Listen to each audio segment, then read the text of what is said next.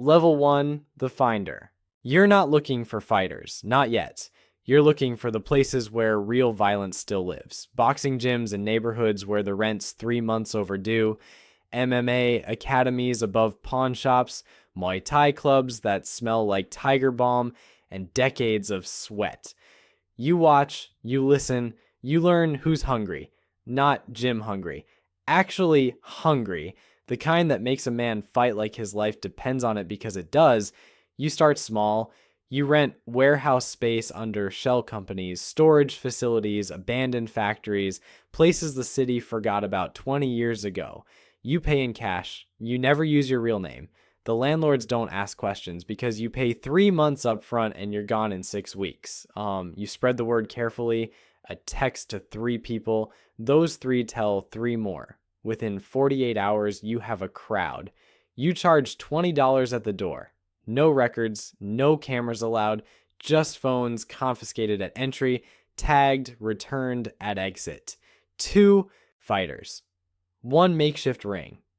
No rules except don't kill anyone because cops ask questions about bodies. The first night you clear $4,000, the second night, 6. By week 3, you're turning people away. That's when you know this works. That's when you start planning the next level. Level 2, the recruiter. Now you need talent. Real talent. Not drunks who want to prove something, not weekend warriors playing tough. You need fighters who've tasted the professional circuit and found it wanting. Guys who got cut from UFC developmental. Boxers who lost their promoter after 1 bad loss. Kickboxers who aged out at 29. You approach them in parking lots after their regular gym sessions. You show them cash, not promises. Cash, $500 for 1 fight. $1,000 if they win. No contracts, no medicals, no drug testing. Just show up, fight, get paid, disappear. Some of them say no. Most of them say yes. You learn their bodies, their styles. Who's a bleeder? Who's got a granite chin? Who gasses after 2 rounds? You start matching them deliberately. Not for fair fights, for entertaining ones. The crowd doesn't want justice. They want violence that tells a story. They want the cocky striker who gets taken down and mauled. They want the veteran who outsmarts the young bull. You become a curator of controlled chaos. You rotate venues every 2 weeks. Different city districts, different buildings. The crowd follows. They trust you to deliver the spectacle. Your text list grows to 200 people, then 500, then 1,000. You're clearing $40,000 a month. You keep it in duffel bags in 3 separate storage units. You still drive the same car. You still live in the same apartment. No one suspects you're printing money from broken bones. Level 3, the Legitimizer. You can't scale this operation on warehouse floors and word of mouth forever. You need infrastructure.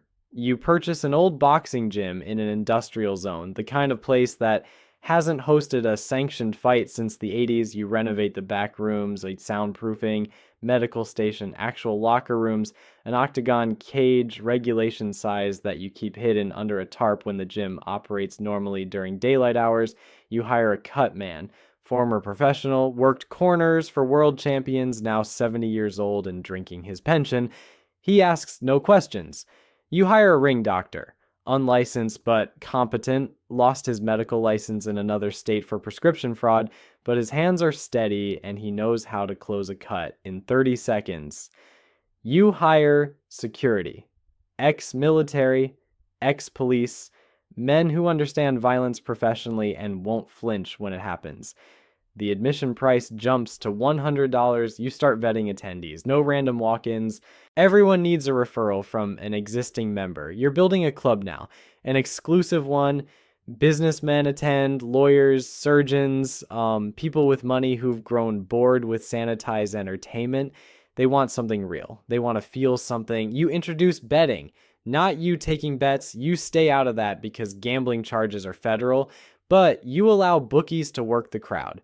They pay you a venue fee, $3,000 per event. You don't touch the betting money, but you profit from its existence. Your fighters now make $2,000 per fight, $5,000 if they're a draw, $10,000 for your main event guys.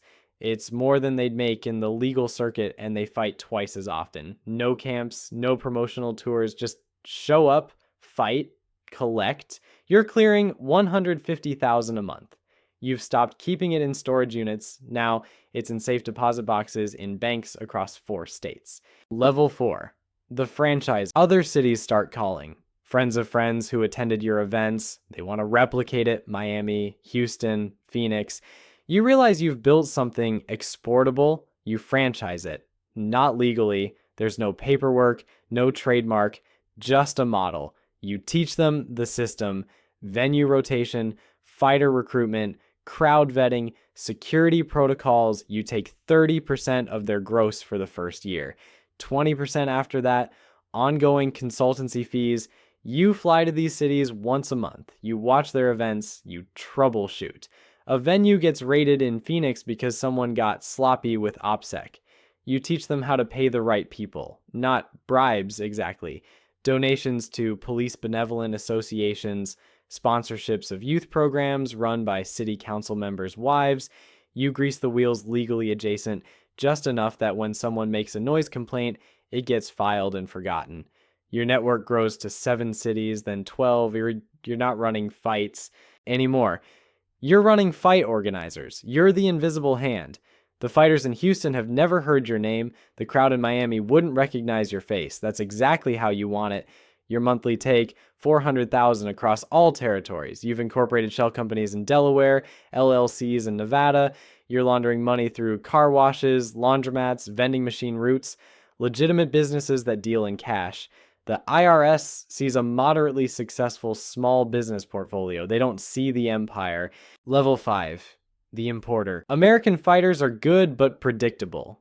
You start importing talent. Lethwei fighters from Myanmar who fight with bare knuckles. Sambo specialists from Dagestan who treat joints like suggestions. Sanda practitioners from China who were too brutal for even Chinese competition. You use fighter visas, sports visas, tourist visas, sometimes no visas at all. You have guys who overstay and fight under fake names. You pay them in cash. They fight 3 times, make 15 grand total, fly home. No trace, no record. Ghosts who came to break bones and vanish. The imported fighters change the product. Your crowds have seen every American style. They've watched wrestlers grind out decisions. They've seen boxers dance and point score. The imports bring genuine savagery, a Burmese headbutt specialist who opens cuts like he's got razors in his skull, a Mongolian wrestler who broke 3 arms in 2 months. These aren't athletes anymore. These are weapons you've imported. You start doing international cards. 3 American fighters, 3 foreign. You bill it as culture war. East versus West. Traditional versus modern. The crowds eat it up. The betting explodes. You're filling venues with 800 people at $200 per head. You're also navigating human trafficking laws. You're careful, very careful. The fighters come willingly. They're paid well. They leave when they want. But the optics are terrible if anyone looks closely. So you make sure no one does. Your monthly gross hits 600,000. You're living modestly still. You drive a 3-year-old Lexus. You rent a nice condo, but not a penthouse. You've learned that rich people who stay invisible stay free. Level 6, the broadcaster. Someone approaches you about streaming the fights, encrypted platforms, cryptocurrency payments, 10,000 viewers worldwide paying $50 per event. You'd never considered digital distribution. You were always physical. But the math is obvious. You set it up carefully. Cameras hidden in the venue, multi-angle coverage, a live stream that routes through 7 countries before it reaches viewers, cryptocurrency wallets that tumble payments through mixing services, no names, no records, no chargebacks. The first broadcast draws 6,000 viewers, 30,000 in revenue for a single night, and you're not splitting gates or paying venue costs. The second broadcast draws 12,000, the third 20,000. Now you're a media company. You hire editors to cut highlight reels, social media managers who build hype on Telegram and encrypted forums. You're not on Instagram or YouTube. You're in the dark corners where crypto enthusiasts and violence connoisseurs overlap. The broadcasts changed fighter psychology. They're not performing for 800 drunk businessmen anymore. They're performing for 20,000 anonymous viewers worldwide. Some fighters love it, and they showboat. They play to the camera. Others hate it. They feel exposed, paranoid. You lose some good talent to fear, but you gain more. Yeah, fighters from countries you've never visited message you. They've watched the streams. They want in. Japan, Brazil, South Africa. Yes, you're getting world-class talent volunteering. You're becoming the global underground circuit. Your monthly revenue crosses $1 million. You've hired an accountant who doesn't ask questions and a lawyer who specializes in gray area operations. You're paying taxes on your legal businesses. You're hiding everything else in offshore structures. So complex even you don't fully understand them. Level 7. The dip. You're big enough now that you have rivals, other organizations running similar operations, some smaller, some trying to be bigger. In Detroit, a crew tries to poach your fighters by offering better paydays. In Vegas, someone's running knockoff events using your model. You have a choice: war or diplomacy. You choose diplomacy first. You fly to Detroit. You meet the organizers in a hotel bar.